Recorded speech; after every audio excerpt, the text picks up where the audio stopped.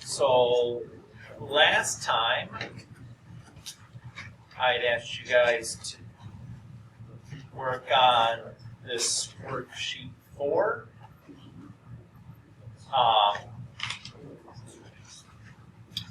We'll start with questions from that. Were there any questions here from this assignment?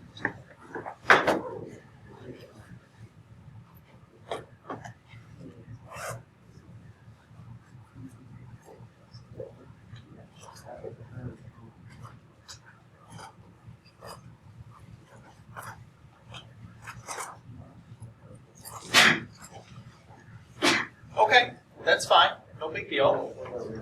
I might have had one. When I looked at my tablet, I was just turning it over real quick. Oh, okay. You need a minute still? Huh? You said you need a minute to look still? Yeah. That's fine.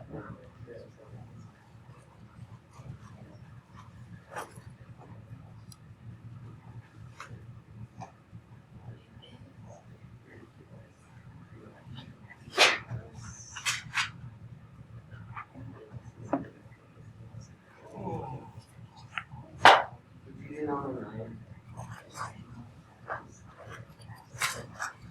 Yup. Sure. So to do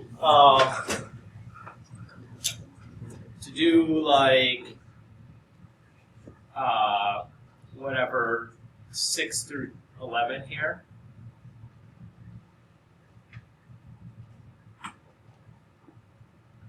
I'm basically just using this rule. So in this case, if I look at this, my b is 1/2, my y is 1/16, and my x is 4. So what that's saying is that 1/2 to the 4th is equal to 1/16.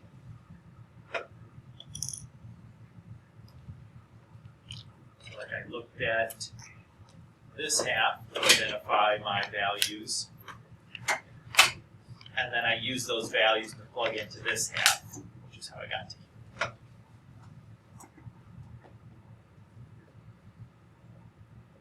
And 6 through 8 would have just been the reverse direction, right?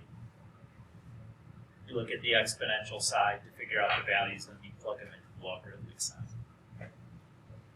Does that feel okay, Andrew? Yeah. Okay. Anybody else? Can you do 7 or 8?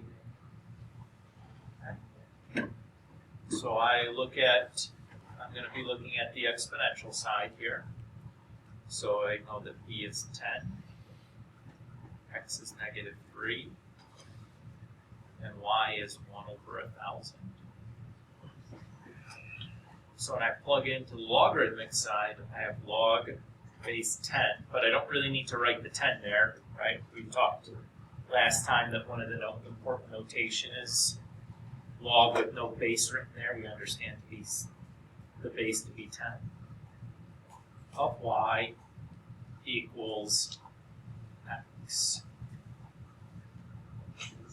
So again, I'm just using that piece to fill in the b, y, and x. Is that okay, Walter? 17. Okay.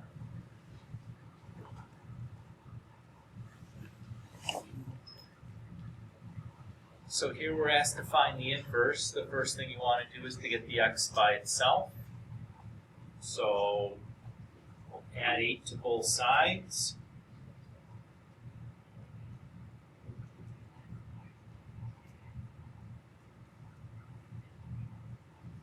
And then we'll divide both sides by 5.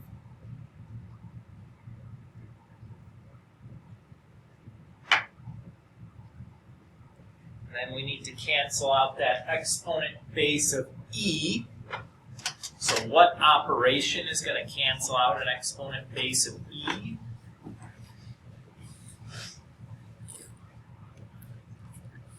Be a logarithm. And so the question is, which logarithm? log base 2, log base 4, log base 1/2, log base 17. Which log do I want to use here? I want to have the log base match my exponential base. So this one I would use log base e. And there's a special notation for log base e. That is ln.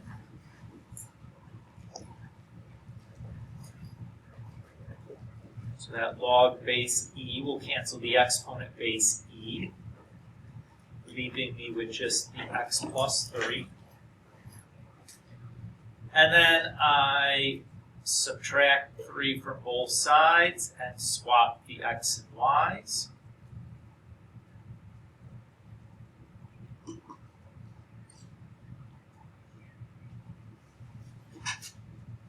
that's it.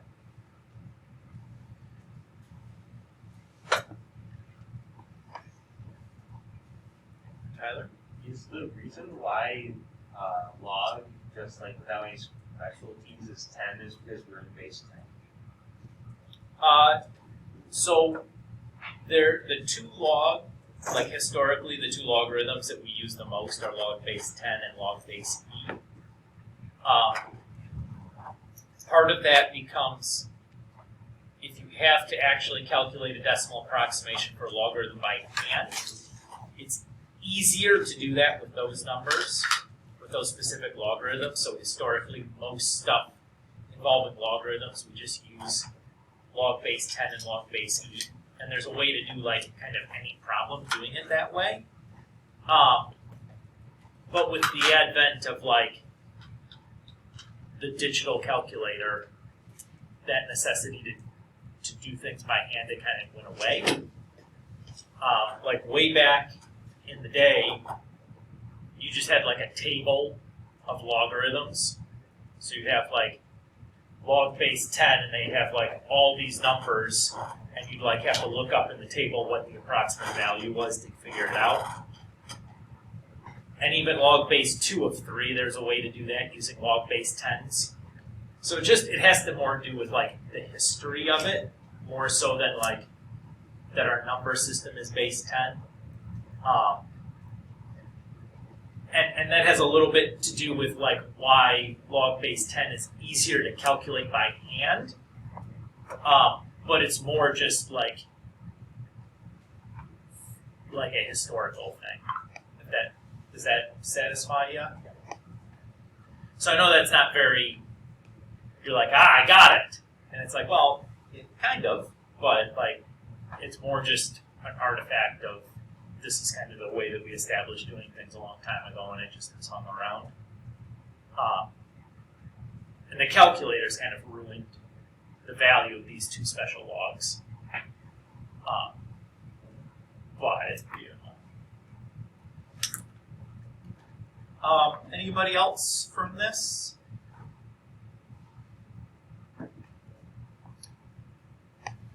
Okie dokie. So today we're going to continue talking about logarithms.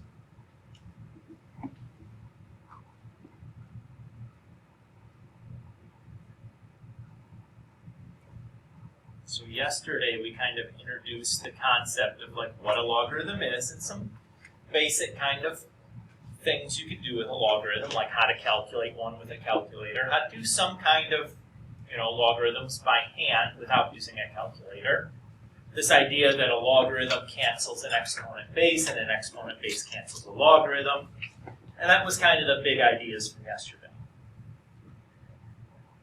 Today, what we're going to talk about are properties of logarithms.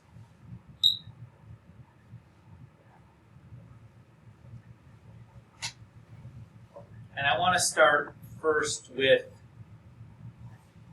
things that you can't do. So these are common mistakes I see students make. I would just want to establish things that are not okay to do with a logarithm. And then we'll talk about the things that we are able to do. So if I have the log of a sum, like log of a plus b, I can't write that as log of A plus log of B. That this operation of a logarithm does not distribute. Everybody's okay with that idea? So you cannot do that. Along the same vein, obviously subtraction doesn't work, but also multiplication and division doesn't work either. So like that's not okay to do.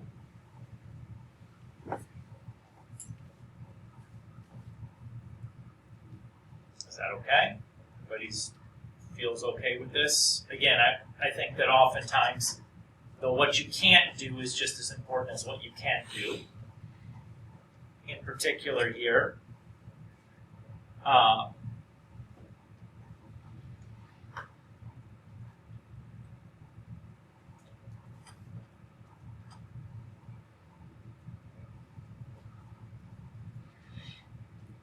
you can't combine things from outside a logarithm with things inside a logarithm. So like log of 2 plus 1, I can't add the 1 and the 2 because the 2 is inside the logarithm and the 2 is outside the logarithm.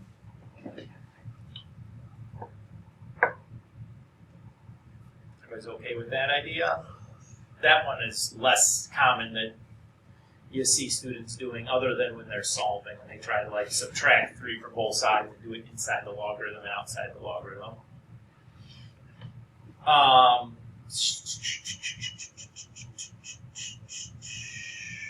Shoot, I just had something out. Escaped.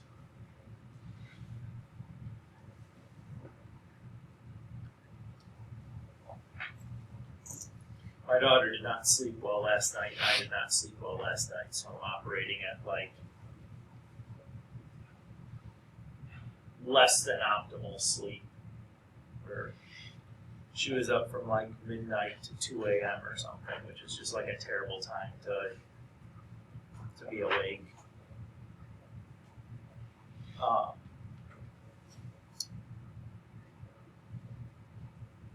don't remember what I was. I guess it doesn't matter, but I can't think of it right now.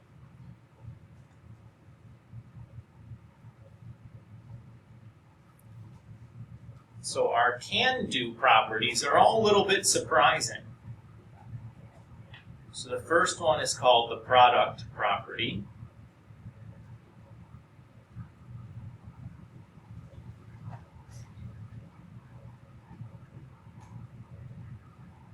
So if I have two things that are being multiplied inside a logarithm, you can do something with that.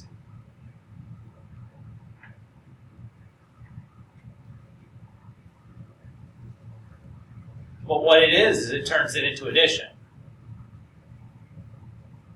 So multiplication inside the logarithm turns into addition outside the logarithm, which maybe is kind of surprising, right? It shouldn't be that surprising, though, because remember when dealing with exponents,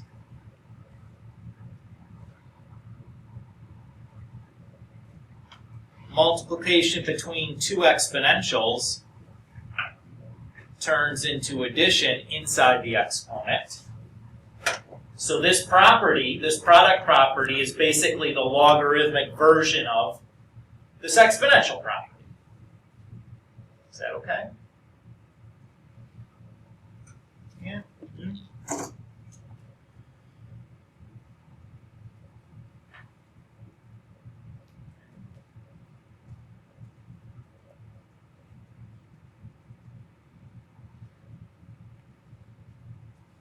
The next one is the quotient property.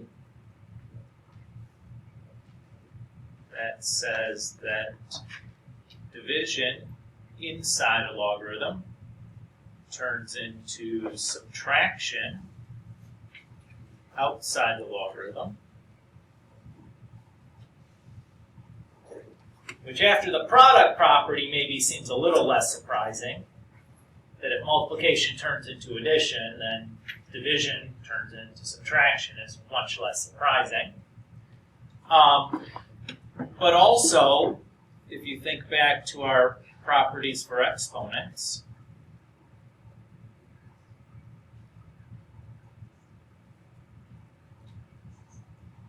we saw this, that division between two exponentials turns into subtraction in the exponent is basically the log, this property is a logarithmic version of that exponential property. Everybody okay with that idea?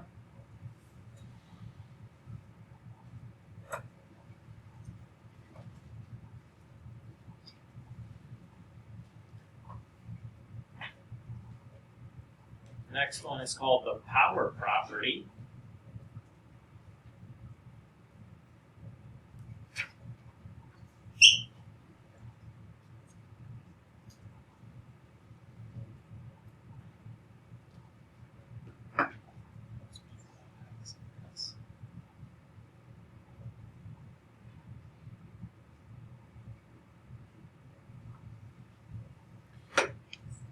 So this property says an exponent inside the logarithm turns into a coefficient outside the logarithm. Again, this seems rather strange,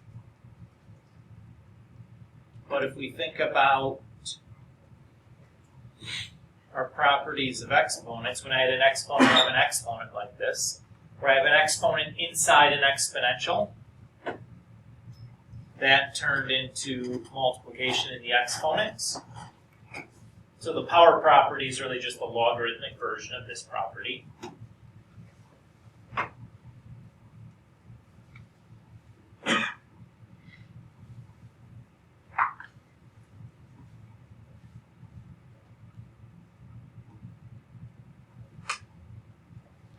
And the last property that we'll talk about here is called the change of base property.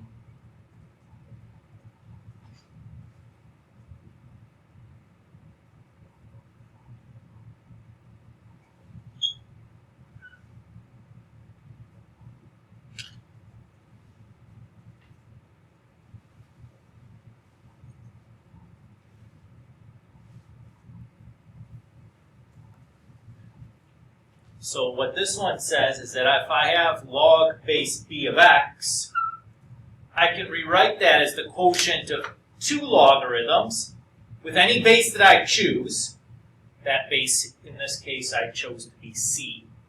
So it's log base c of x divided by log base c of b.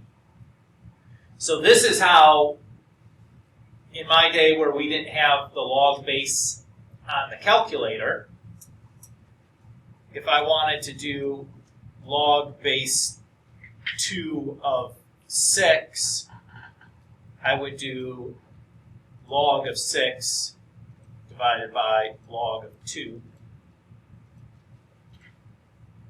That's giving me the same value as log base 2 of 6. So back when I was in high school, the calculators we had just had the regular log or the natural log programmed in. It didn't have the ability to pick a log of any base. So to do something like log base 2 of 6, we had to do like log of 6 divided by log of 2. So the change of base formula was very valuable, not that long ago. I wasn't in high school that long ago.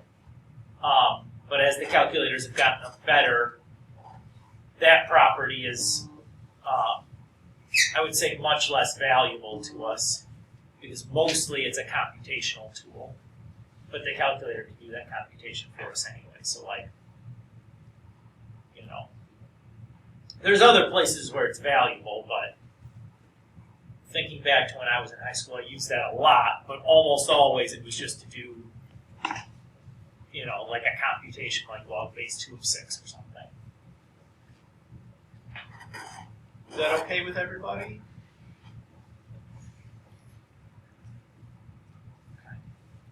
So there's two kinds of problems that we're going to ask you to do. the directions for those problems are expanding and then condensing.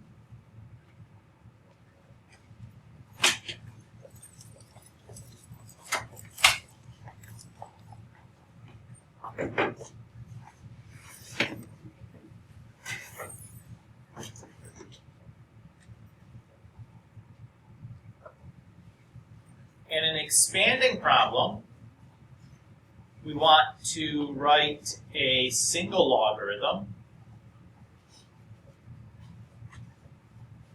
as the sum or difference of many logarithms.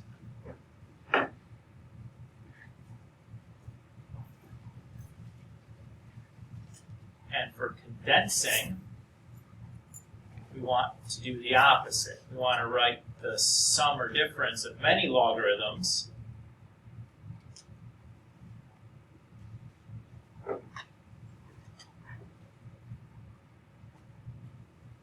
as a single logarithm.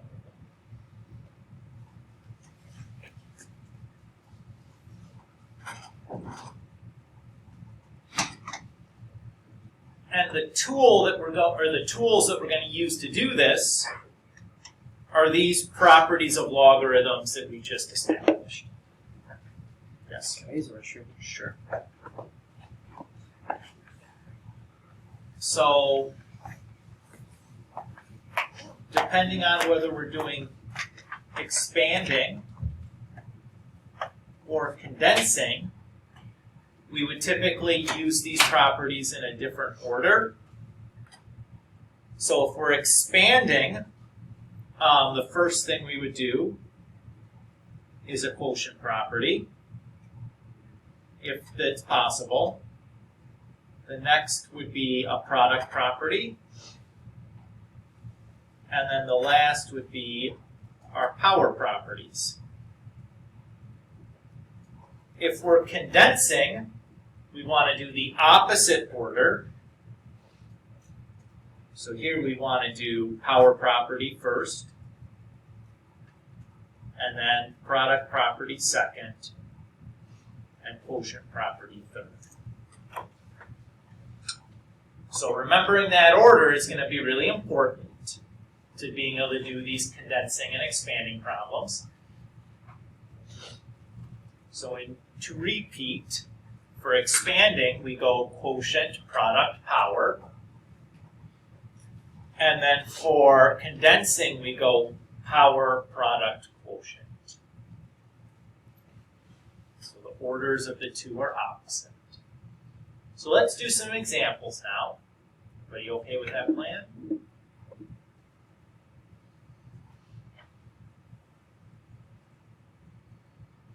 going to write my examples over here so I can keep referencing these properties over and over again.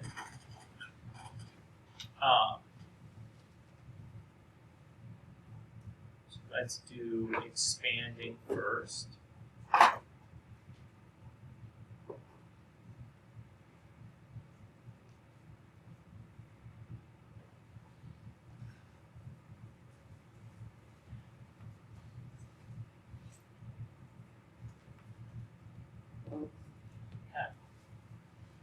So, first thing first, if we're expanding, we want to look to see if there's any quotient properties to do.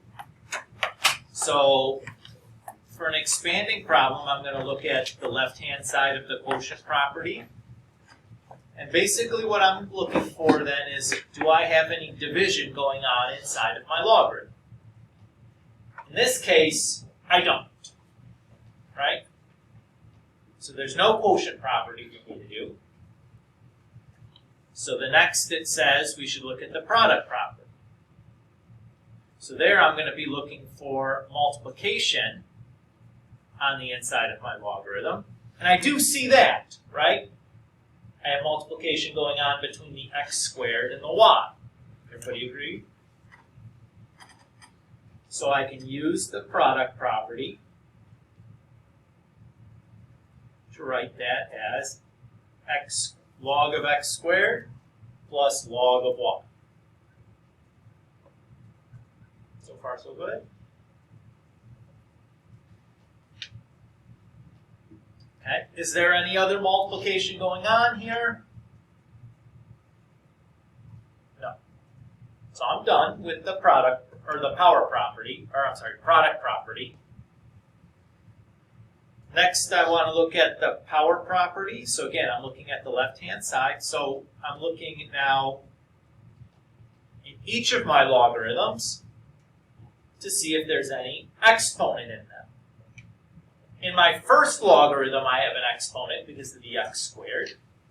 To figure out what to do, I look at the right-hand side of the power property, and it says to move the exponent to a coefficient.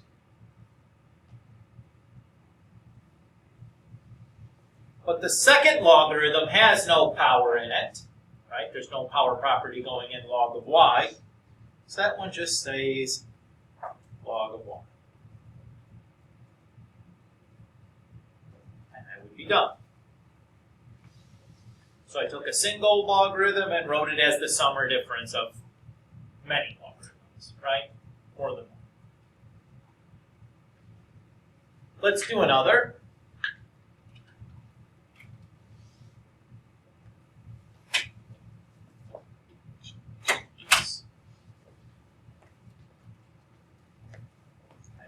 Hello.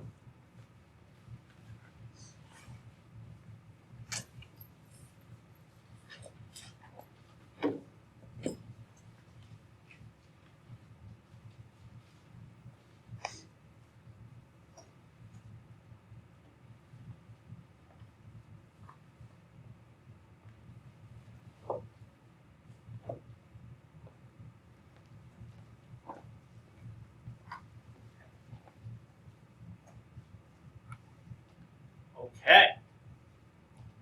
So, next example says we have the natural log of xy squared z to the third over w to the fourth. Again, this is an expanding example. So the first thing I look for is a quotient property. Do we see a quotient property going on here?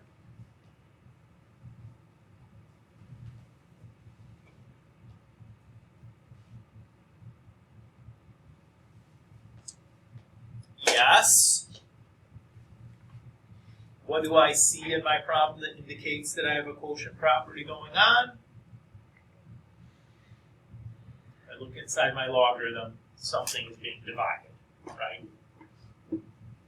Everybody cool? So applying the quotient property then, I have the natural log of the numerator minus the natural log of the denominator.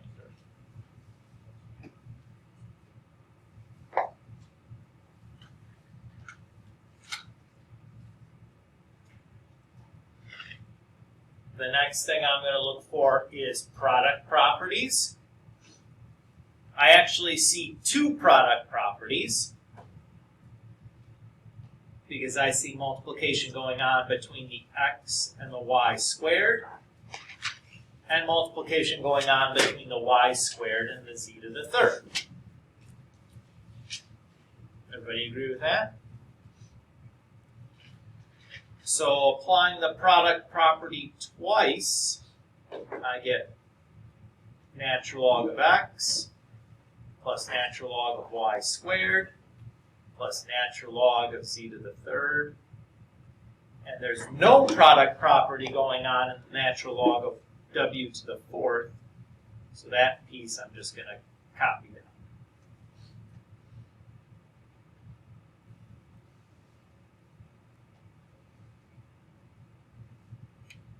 So far, so good. Next up, I'm going to do the power property. So if I look through, I actually see three power properties going on. Now, those three power properties are going on with the y squared, the z to the third, and the w to the fourth, but not with the x. So the first logarithm just stays the same. The second logarithm, the exponent becomes the coefficient, The third logarithm, the exponent becomes the coefficient. And the last logarithm, the exponent becomes the coefficient.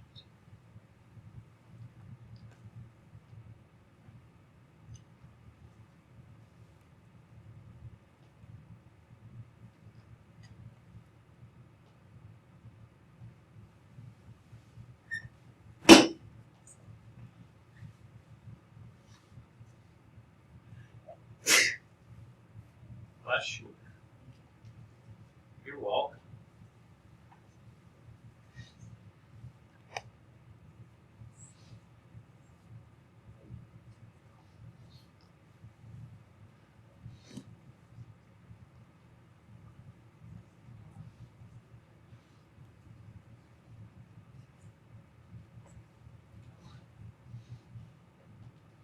God.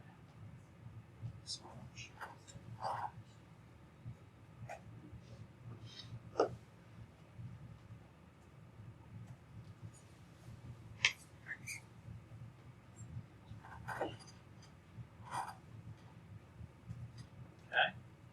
Let's pause here for a minute. How do you feel so far about this?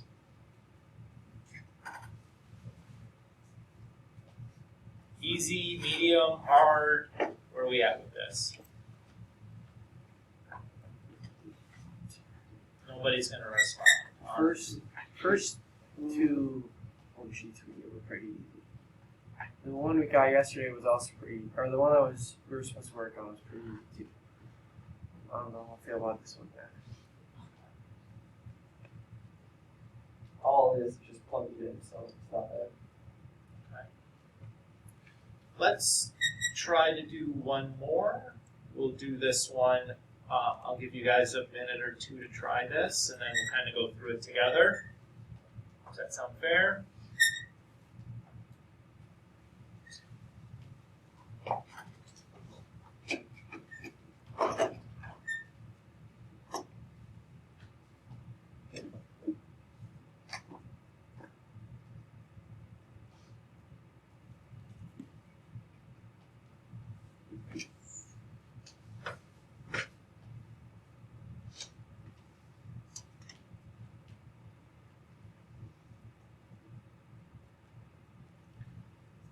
So we'll take a couple minutes here, let you guys try this out.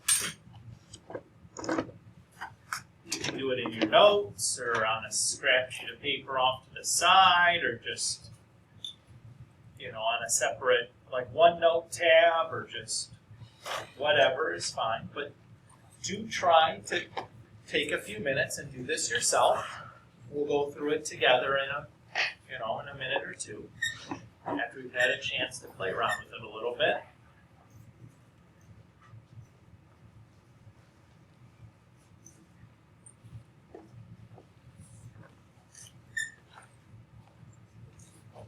But do try to give it a shot.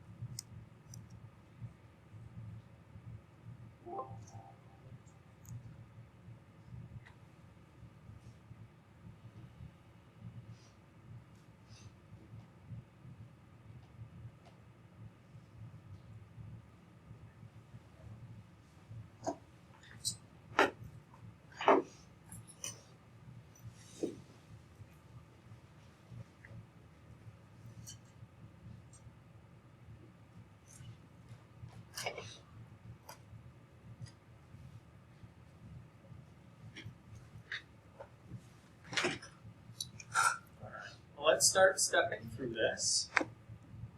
Hopefully the first step that you did was to do the quotient property.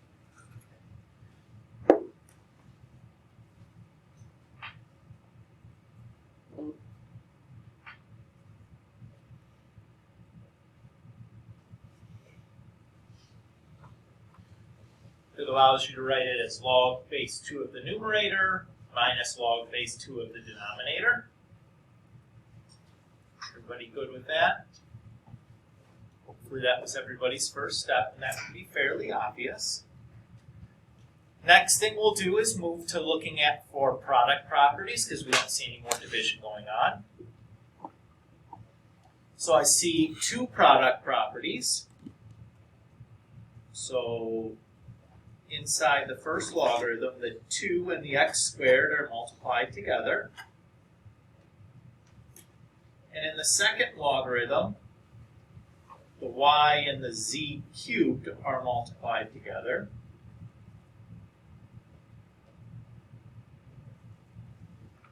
So probably most of us would have written this.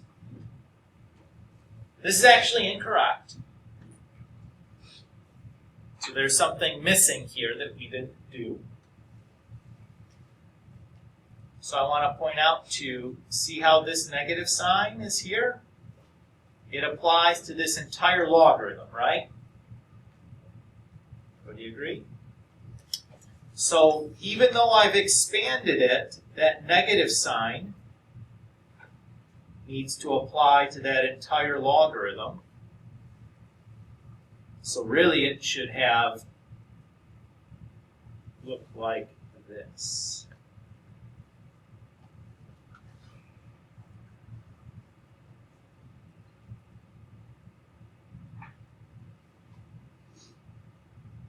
And I should have a minus log base 2 of z to the third.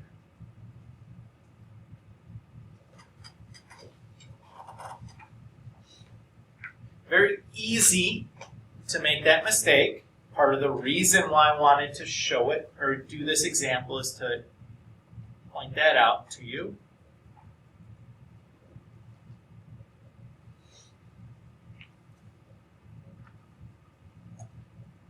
Everybody so far so good? You see that's a trick, so whenever you see more than one thing in the denominator, you'll have to do that trick.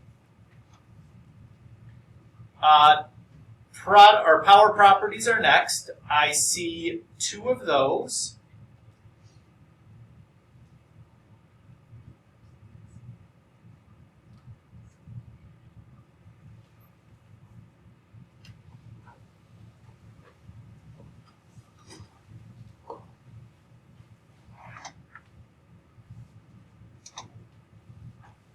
Everybody okay with that? That's good. But there's one more thing I can do here. And it's not one of the three product power quotient properties that I've stated before, but it was something from yesterday.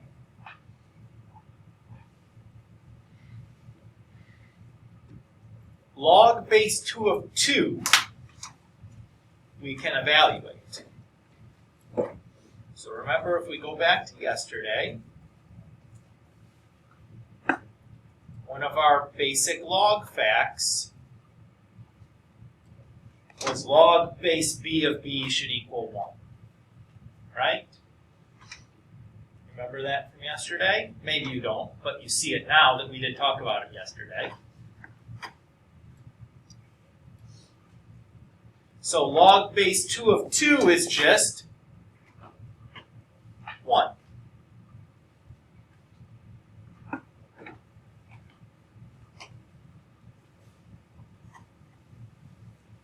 And now we're done.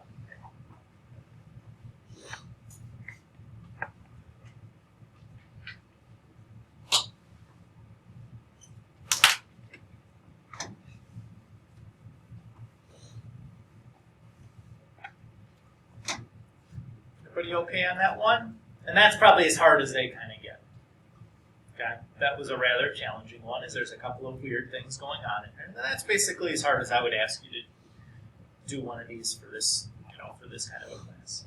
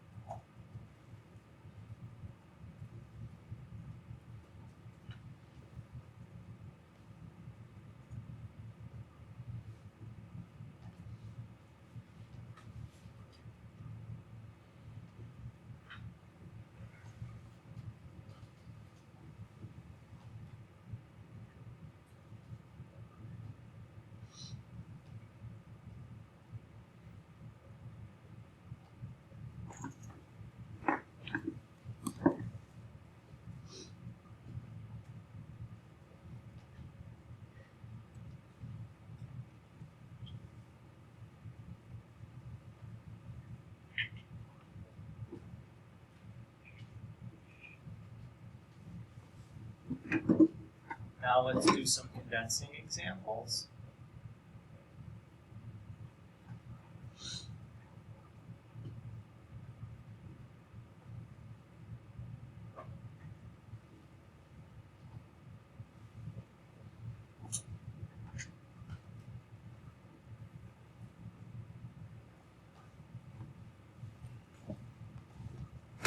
So remember, the order in which we consider the properties for condensing is the reverse. So first thing we're going to be looking for are quotient properties, and then product properties, and then power properties. And to find those properties, instead of looking at the left-hand side of the property, we're going to be looking at the right-hand side of the property. So for a quotient property, what I'm looking for is subtraction. Is there any subtraction in that one? No. So no quotient property. Oh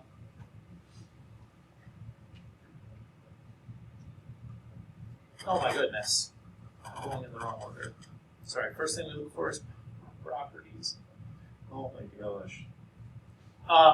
So for a power property, what we're looking for is a coefficient. Do we see any power properties?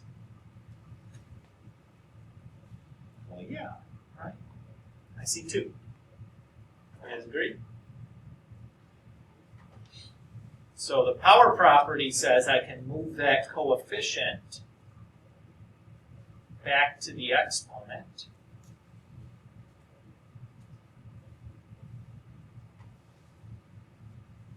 Everybody's okay there? Next, I would look for product properties. For a product property, I'm going to be looking, to identify a product property, I'm looking for addition. Well, I see addition.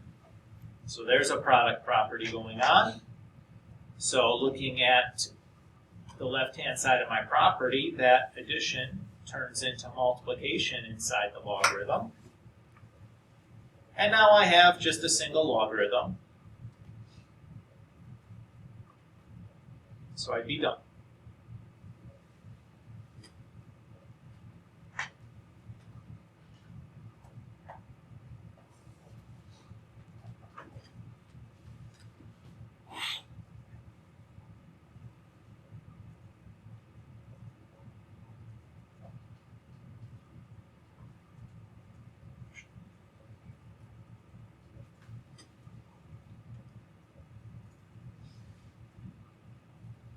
Let's do another.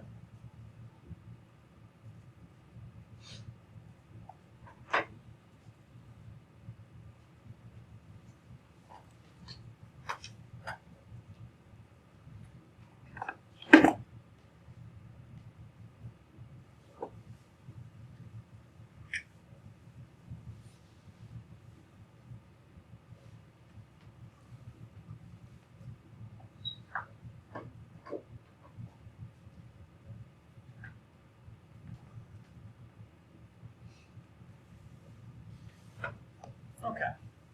So again, first thing we want to look for in a condensing problem is power properties. Do we see any power properties? Yeah, right? To identify the power property, we're looking for a coefficient. I see one log with a coefficient on it. So I can apply the power property to move that coefficient to an exponent inside the logarithm. Next thing I'm going to do is look for product properties. Now this is a little bit tricky because I wrote this in a funny order. We do see one addition sign, so we do know there's a product property going on. But what two things are really going to be making up my product property? It shouldn't be the natural log of y squared and the natural log of z, because the natural log of y squared is negative.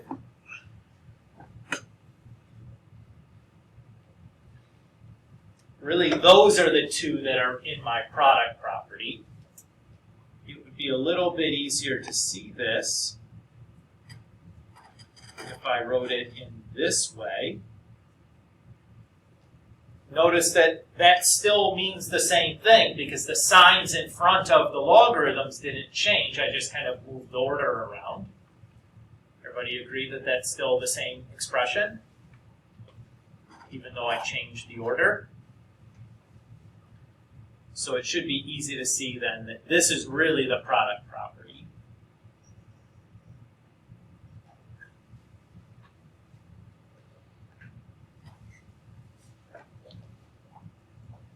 So we do need to be a little careful about that.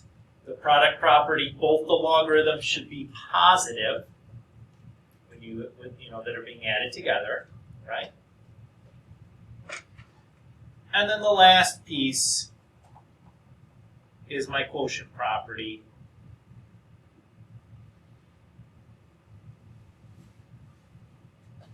And there we go.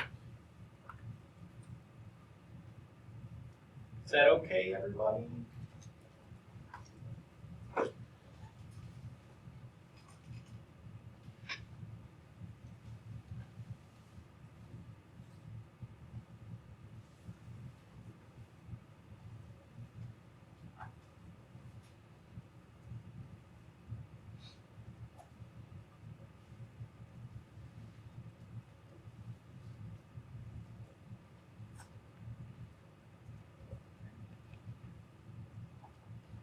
Let's do one more and we'll be done for today. Sound good for you guys?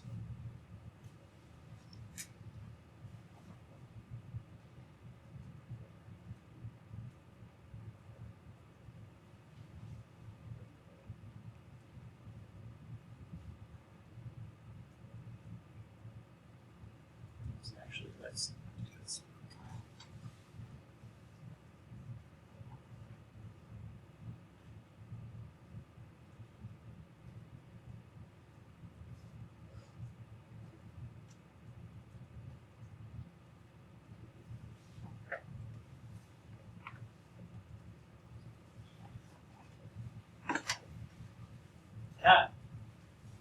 So log base 3 of x minus log base 3 of y minus 2.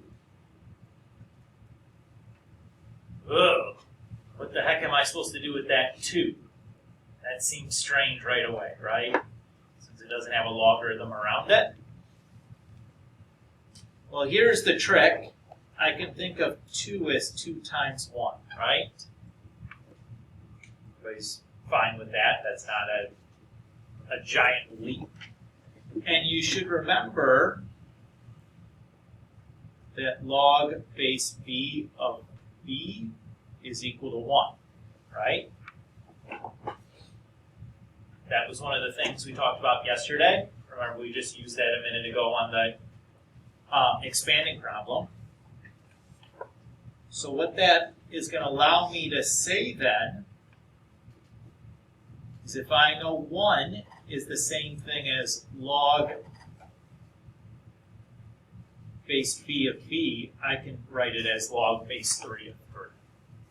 So the log base is now the same for all my logarithms. And now somehow that 2 has become a coefficient on a logarithm and everything is fine. Looks like one of the problems we've just seen a moment ago, right? So let's go ahead and do our power property first. We should see 2 of those. But we have a little bit of a question here. Should I use negative 2 and turn it into an addition sign in front? Or should I use the power to be positive 2 and leave the subtraction symbol out front?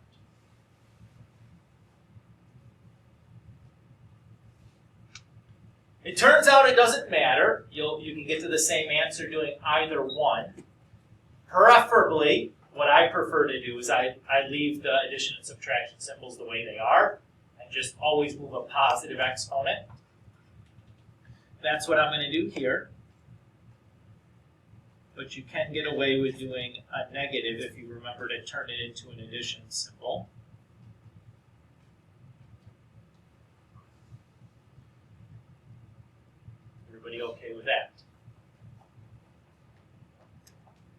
Next, we will look for product properties. Does anybody see a product property here?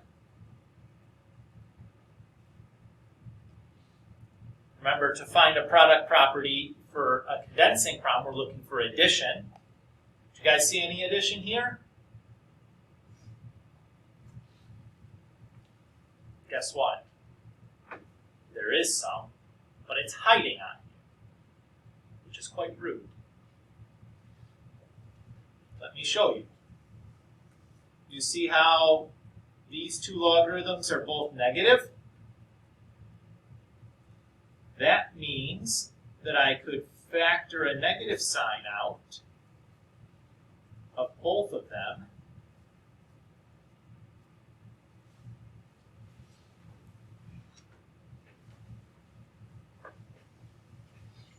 Whoa! Mr. Goulet, that was really sneaky, right? But was it that sneaky, though? Wasn't that really the same thing that happened here? When we expanded, and we had to remember to distribute the negative. Here we're condensing, so instead of distributing, we're factoring off a negative. It's really the same situation. So although it seemed tricky this time, it's like, oh, I guess I conceivably should have realized that might have been the case or what was happening. Don't kid yourself. Nobody catches that the first time.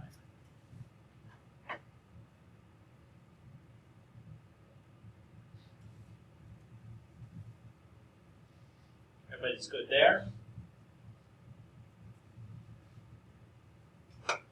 And then we apply our quotient property as our last step. And I'm going to go ahead and write 9 instead of 3 squared.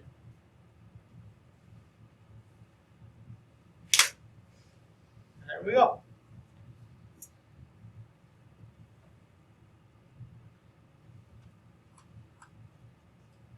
Just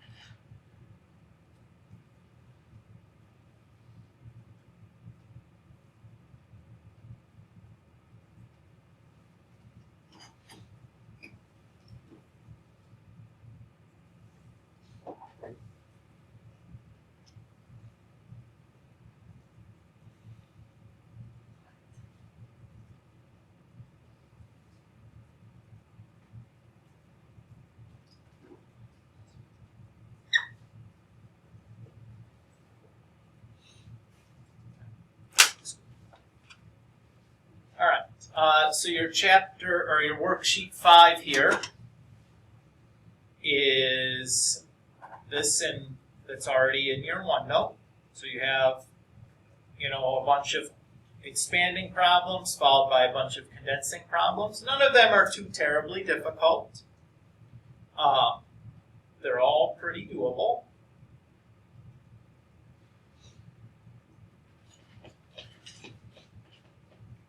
Okay.